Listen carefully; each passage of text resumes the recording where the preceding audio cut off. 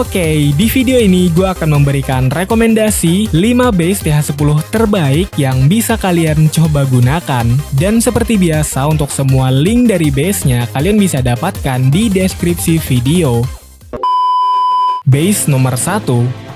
Oke, jika kalian sedang mencari sebuah base TH10 yang lumayan bisa untuk bertahan dari hampir segala macam serangan pasukan lawan, maka di sini gue bisa rekomendasikan base yang satu ini. Karena di sini bisa kita lihat untuk penataan dari base-nya itu lumayan cukup rata. Dalam artian penempatan bangunan pertahanannya itu tersebar secara merata di setiap area base. Yang dimana tentunya dengan kondisi seperti itu membuat hampir tidak ada celah dari base ini. Karena ya itu tadi, semua sudut maupun sisi base manapun itu akan ada pertahanan yang menjaga. Alhasil kedepannya jika base kita ini berhadapan dengan pasukan lawan yang tersebar juga di base kita, tentunya pertahanan kita tidak begitu kesusahan untuk menghabisinya. Dan belum lagi kalau kita lihat juga untuk base-nya itu adalah tipikal base yang lebar. Jadinya otomatis pasukan lawan ada sedikit jeda untuk menghampiri bangunan berikutnya. Dan disitulah kesempatan pertahanan kita untuk menghabisi pasukan lawan.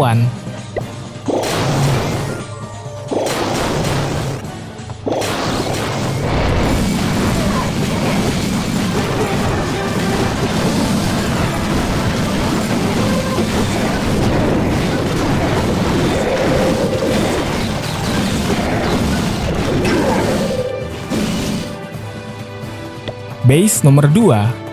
Dan oke, kita lanjut lagi ke rekomendasi base berikutnya. Nah, seperti biasa di setiap video rekomendasi base yang gue bikin, base dengan tipe ring seperti ini selalu gue rekomendasikan kepada kalian. Karena memang untuk konsep dari ring base itu sendiri menurut opini gue itu adalah salah satu konsep base yang paling bagus. Karena dengan konsep ring base seperti ini, kalian bisa membuat lawan yang bermain pasukan spam ketika menyerang base kalian, itu sangat tinggi sekali potensinya untuk mereka hanya bisa mendapatkan 1 bintang saja. Karena ya di sini kalau kita lihat untuk penataan dari base-nya itu sendiri memang bisa dibilang sangat tidak cocok sekali untuk diserang menggunakan pasukan spam. Yaitu di sini ada tembok yang berlapis dan juga area spasi kosong. Yang dimana lagi-lagi itu adalah mimpi buruk bagi pasukan yang dimainkan secara di spam. Karena itu bisa aja membuat pasukan hanya mengelilingi area luar base ini saja tanpa bisa mengakses area base bagian dalam kita ini, yang dimana di sana bisa kita lihat ada bangunan town hall. Dan bisa kalian tebak apa yang akan terjadi jika town hall gagal untuk dihancurkan? Yap, 1 bintang sudah di depan mata.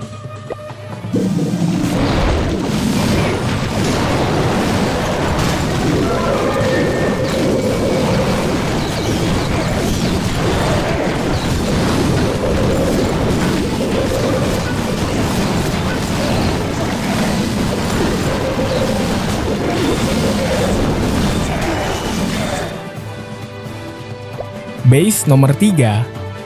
Dan berikutnya ini ada salah satu konsep base yang menjadi andalan gua juga, yaitu Town Hall Trap alias jebakan TH. Dan sebenarnya ya untuk konsep dari jebakan TH ini lumayan cukup simpel. Nah, namun kadang justru sangat efektif. Yaitu di sini kita hanya perlu menempatkan posisi Town Hall itu agak di pinggiran base. Dan tidak lupa juga tentunya dijaga dengan semua jebakan yang kita miliki. Jadi ini tuh ibarat kayak gini loh guys. Seakan-akan kita memberikan Town Hall secara gratis. Namun sebenarnya tidak gratis sama sekali. Justru pasukan lawan harus membayar sangat mahal untuk mendapatkannya. Yaitu bayarannya pasukan lawan harus banyak yang mati di area sana. Karena dihadang oleh semua jebakan yang sudah kita siapkan.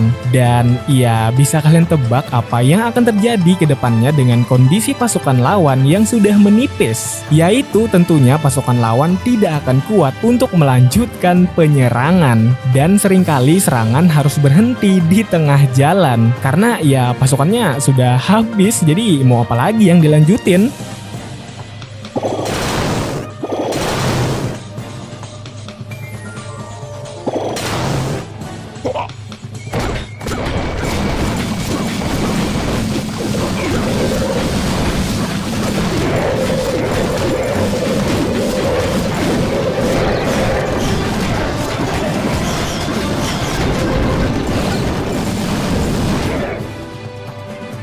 base nomor 4.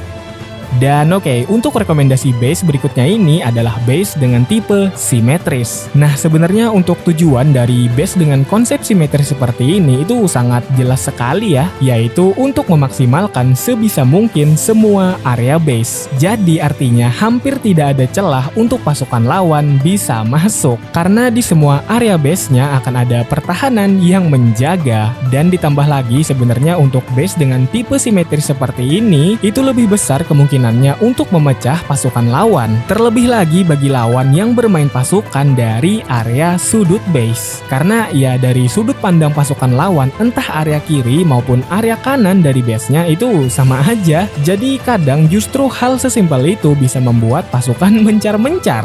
Dan pasukan lawan tentunya akan menjadi kurang maksimal kekuatannya. Sedangkan sebaliknya untuk pertahanan kita, karena ditempatkan hampir di semua area pada base ini, dia bisa dengan mudah untuk menyerangi pasukan lawan yang sedang terpecah itu tadi.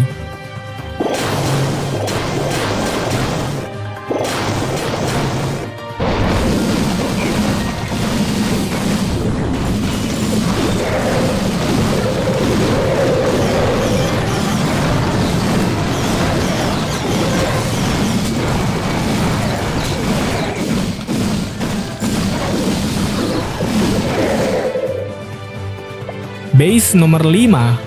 Nah, oke, untuk konsep utama dari base ini sebenarnya masih sama ya, yaitu base simetris. Namun, untuk base kali ini dia lebih menekankan pertahanannya kepada 3 X-bow kita ini. Yang dimana memang kalau kita lihat untuk penempatannya itu bisa dibilang spesial gitu. Karena selain dari penjagaan tembok yang mengelilingi bangunan tersebut, di sana juga ada yang namanya area spasi kosong. Dan tentunya tujuan utama dari area spasi kosong seperti ini itu untuk menghilangkan penargetan kepada bangunan yang berada di balik area spasi kosong itu sendiri. Dalam konteks kali ini, ya bangunan 3 X-bow kita ini. Nah, sebenarnya untuk penataannya ini mirip-mirip lah ya dengan konsep ring base. Namun bedanya ini bisa dibilang skala yang lebih kecilnya lah gitu. Karena seperti yang kita tahu kalau ring base itu kan dia lumayan banyak ya bangunan yang dilindungi di area ringnya. Nah, sedangkan untuk kali ini itu hanya 3 X-bow ini saja. Dan lalu mungkin akan ada yang bertanya ya, kenapa kita lebih memilih untuk melindungi X-bow? Kenapa nggak bangunan lain kayak Inferno aja gitu misalnya? Ya sebenarnya simpel aja sih, karena seperti yang kita tahu kalau X-bow ini dia bisa menyerang unit darat maupun udara, dan jangkauan serangannya juga sangat jauh.